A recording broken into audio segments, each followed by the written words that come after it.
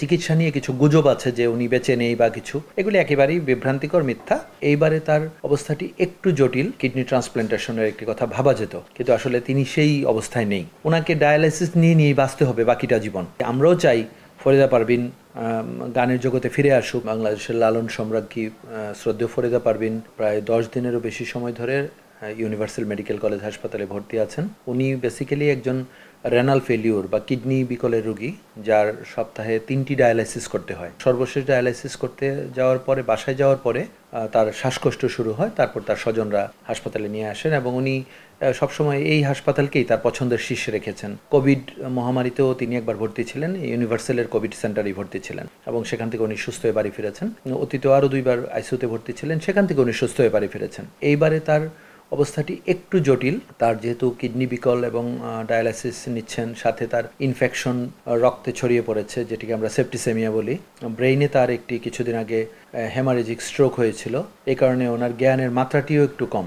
সব কিছু মিলিয়ে উনি আসলে একটু ক্রিটিক্যাল স্টেজে আছেন এবং আইসিইউতে আছেন এখনও। ওনার গতকালকে ব্লাড প্রেশার বেশ কমে গিয়েছিল এবং সেটার জন্য আমরা আয়োনোট্রপ সাপোর্ট দিয়ে ব্লাড প্রেশারটা বাড়ানোর চেষ্টা করেছি। আজকে ব্লাড প্রেশারটা আগের চেয়ে বেড়েছে, জ্ঞানের মাত্রাটাও কিছুটা বেড়েছে এবং আজকে রাত্রে তার একটি মেডিকেল বোর্ড হবে। পাশাপাশি তাকে আমরা একটা বেডসাইড হেমোডায়ালাইসিস দেওয়ার চেষ্টা করব। যদি ব্লাড প্রেশার ফল না করে এবং তার অবস্থার অবনতি না হয়, তাহলে হয়তো এই ডায়ালাইসিসটি যদি আমরা সাকসেসফুলি দিতে পারি, তাহলে তার যেটি রক্তে ইউরিয়া এবং ক্রিয়েটিনিন বেড়েছে, যার কারণে তিনি এখনও তন্দ্রাচ্ছন্ন, জটিলতাগুলি কমছে না, সেটার কিছুটা উন্নতি হবে বলে আশা করি। কিন্তু আসলে চিকিৎসায় কোনো গ্যারান্টি দেওয়া তো পসিবল না, আপনি জানেন। তো এই অবস্থায় তাকে দেখতে রাজনৈতিক, সরকারের বিভিন্ন উচ্চমহলের সহ শিল্পী, কলাকুশলীরা অনেকেই এসছেন, আমাদের সঙ্গে কথা বলছেন। তার এই মুহূর্তে শ্রদ্ধেয় ফরিদা পারভিনের যে ডায়াগনোসিস, এটি আসলে সারা পৃথিবীতে চিকিৎসা একই, মেডিকেল ম্যানেজমেন্ট।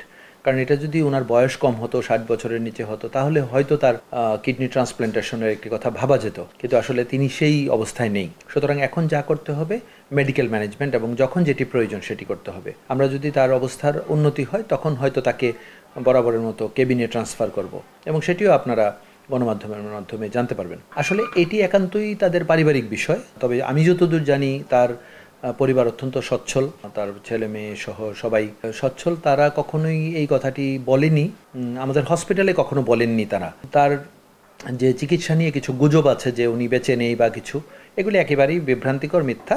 অবশ্যই বেঁচে আছেন এবং গতকালকের চেয়ে একটু ভালো আছেন। আমরা চেষ্টা করছি ওনাকে সুস্থ করার জন্য, আপ্রাণ চেষ্টা করছি। উনি যখন সুস্থ হবেন তখন সব কিছুই সুস্থ হয়। যখন বৃষ্টি হয় সব কাদামাখা হয়ে যায়, আবার রোদ উঠলে কিন্তু রাস্তাঘাট শুকিয়ে যায়।